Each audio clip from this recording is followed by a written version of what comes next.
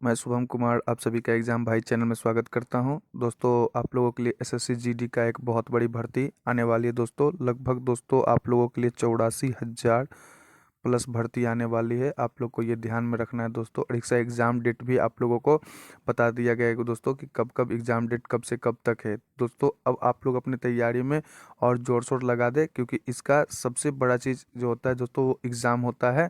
Exam अगर आप लोग निकाल लेते हैं तो इसका फिजिकल कोई ज़्यादा हार्ड नहीं होता है दोस्तों। 24 मिनट में 5 किलोमीटर का दौड़ होता है।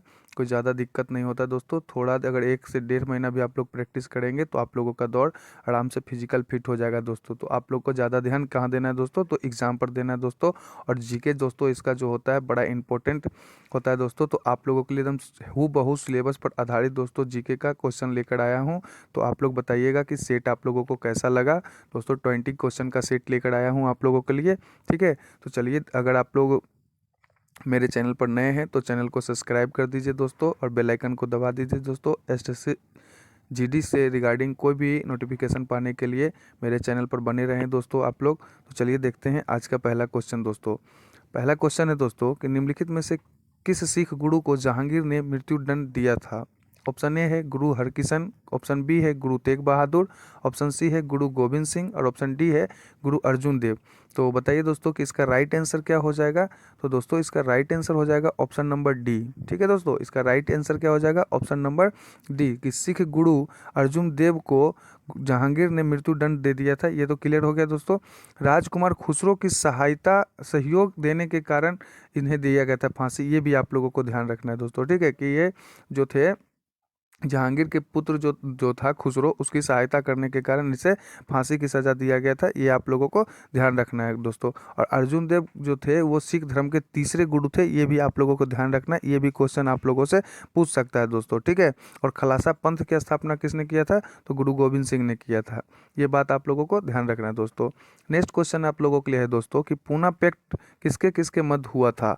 ऑप्शन ए है Gandhi ji McDonald, option B है गांधी जी क्रिप्स, और ऑप्शन सी है अंबेडकर और मैकडोनाल्ड, और ऑप्शन डी है गांधी जी और अंबेडकर के बीच हुआ था। तो बताना है दोस्तों कि इसका राइट आंसर क्या हो जाएगा।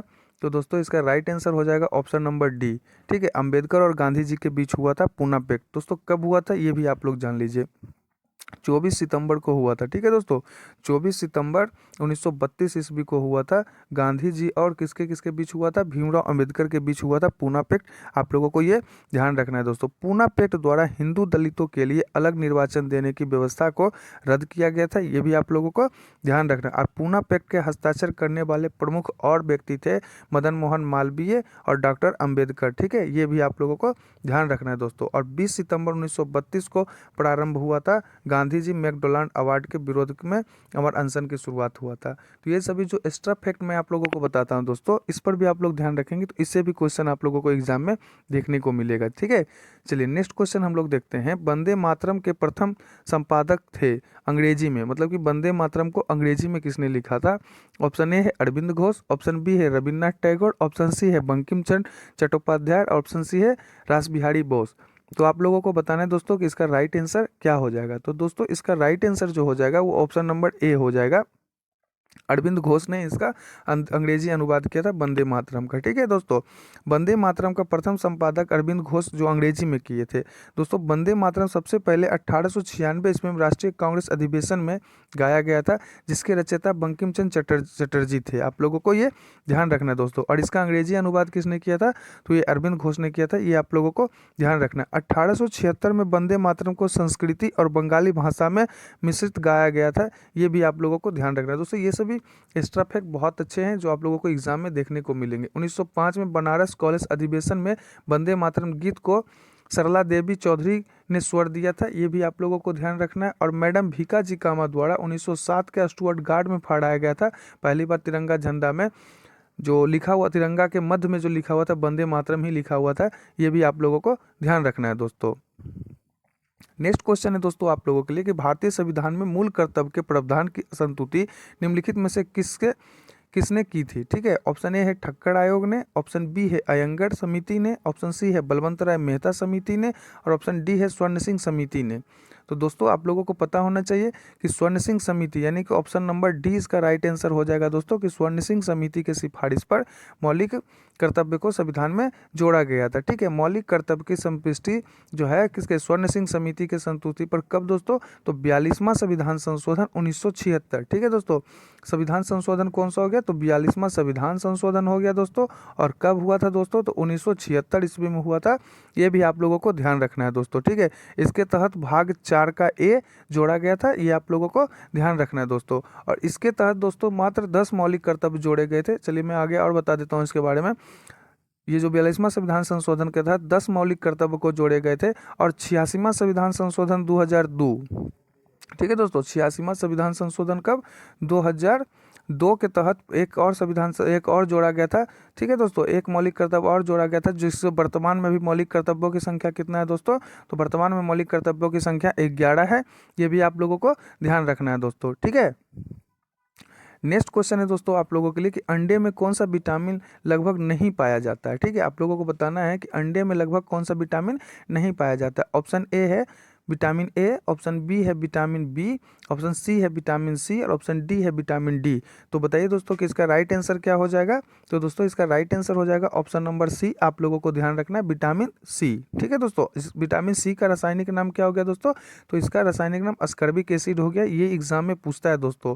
और कुछ और फैक्ट में विटामिन अगर आया है क्वेश्चन में तो मैं बता देता हूँ कि अगर खट्टे के बारे में पूछे, जैसे नींबू, संतरा, मौसमी, ये सभी में कौन सा विटामिन पाया जाता है, तो विटामिन सी पाया जाता है दोस्तों। और मसूड़े में जो खून आता है, रक्तस्राव होता है, दांत कमजोर हो जाते हैं, ये सभी भी विटामिन सी के कारण ही होता है। आप लोगों को ध्यान रखना है। और विटामिन को 2 कैटेगरी में बांटा गया है दोस्तों, एक जल में घुलनशील बांटा गया है और एक वसा में घुलनशील बांटा गया है। ठीक है, जल में घुलनशील दोस्तों आप लोगों का हो जाएगा बी और सी दोस्तों, आप लोगों का जल में घुलनशील हो जाएगा। बाकी जो आप लोगों का बच गया ए, डी, ई के, ये सभी वसा में घुलनशील हो जाएगा। ये ध्यान रखना है दोस्तों, इससे भी क्वेश्चन आप लोगों को एग्जाम में देखने को मिलेगा। नेक्स्ट क्वेश्चन है दोस्तों आप लोगों, चीनी यात्री फहियान ने भारत पर भ्रमण किया था किसके शासनकाल में। ठीक है दोस्तों, ऑप्शन ए है चंद्रगुप्त मौर्य के शासनकाल में, ऑप्शन बी है चंद्रगुप्त प्रथम के शासनकाल में, ऑप्शन सी है चंद्रगुप्त द्वितीय विक्रमादित्य के शासनकाल में, ऑप्शन डी है हर्षवर्धन के शासनकाल में। तो बताइए दोस्तों कि इसका राइट आंसर क्या हो जाएगा।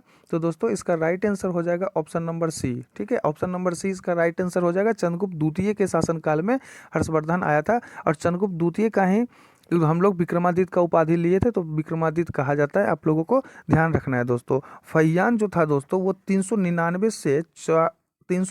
से 414 ईस्वी तक ये भारत में रहा था, बौद्ध धर्म की ज्ञान प्राप्ति के लिए रहा था। फहियान चंद्रगुप्त मौर्य के राजप्रसाद देखरेख में मतलब भारत में राजदूत बनकर रहा था। ये भी आप लोगों को ध्यान रखना है। गुप्त काल में युद्ध देवता के रूप में कार्तिकेय की पूजा की जाती है।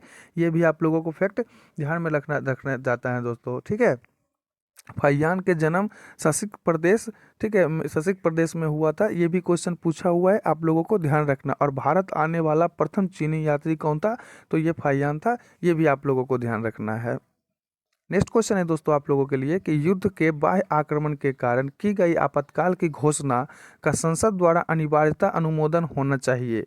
ऑप्शन ए है 1 महीने में, ऑप्शन बी है 2 महीने में, ऑप्शन सी है 3 महीने में, और ऑप्शन डी है 4 महीने में। तो बताइए दोस्तों कि इसका राइट आंसर क्या हो जाएगा।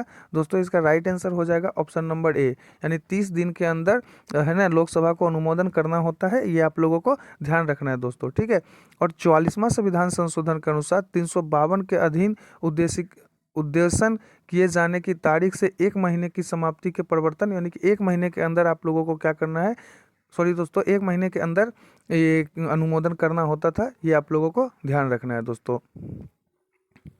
नेक्स्ट क्वेश्चन है दोस्तों, शून्य आधारित वाला बजट सर्वप्रथम लागू हुआ था। ऑप्शन ए है भारत में, ऑप्शन बी है रूस में, ऑप्शन सी है ब्रिटेन में, ऑप्शन डी है संयुक्त राज्य अमेरिका में। तो बताइए दोस्तों कि इसका राइट आंसर क्या हो जाएगा।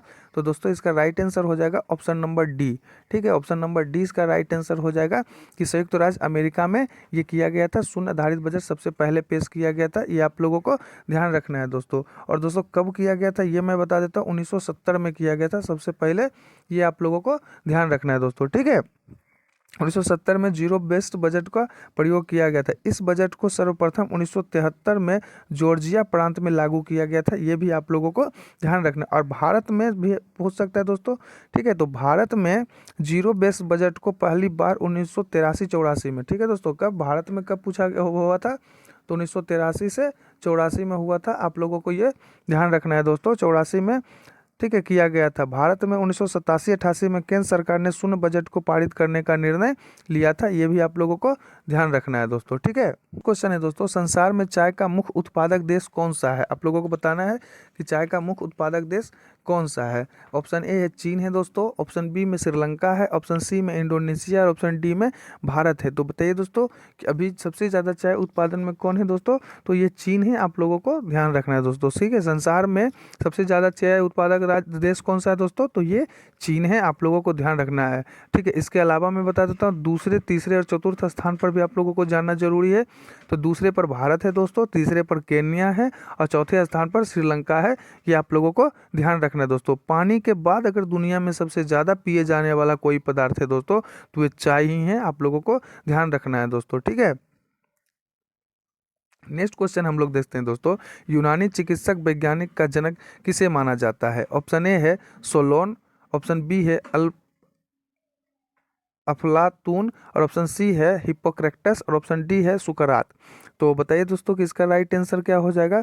तो दोस्तों इसका राइट आंसर हो जाएगा ऑप्शन नंबर सी। आप लोगों को ध्यान रखना है, हिप्पोक्रेटस, ठीक है दोस्तों।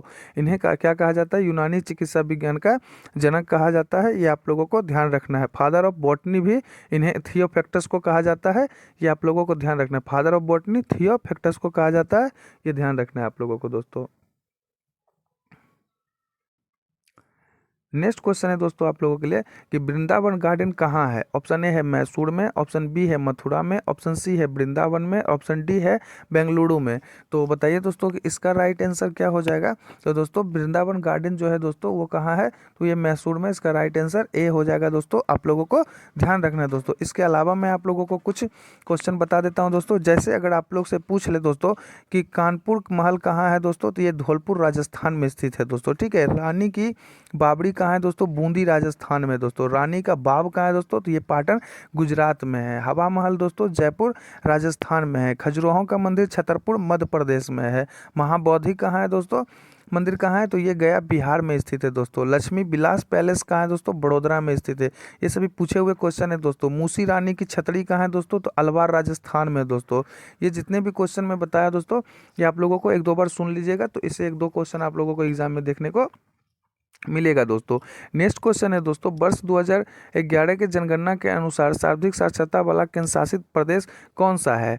ऑप्शन ए है दादर नागर हवेली, ऑप्शन बी है दिल्ली, ऑप्शन सी है लक्षद्वीप और ऑप्शन डी है चंडीगढ़।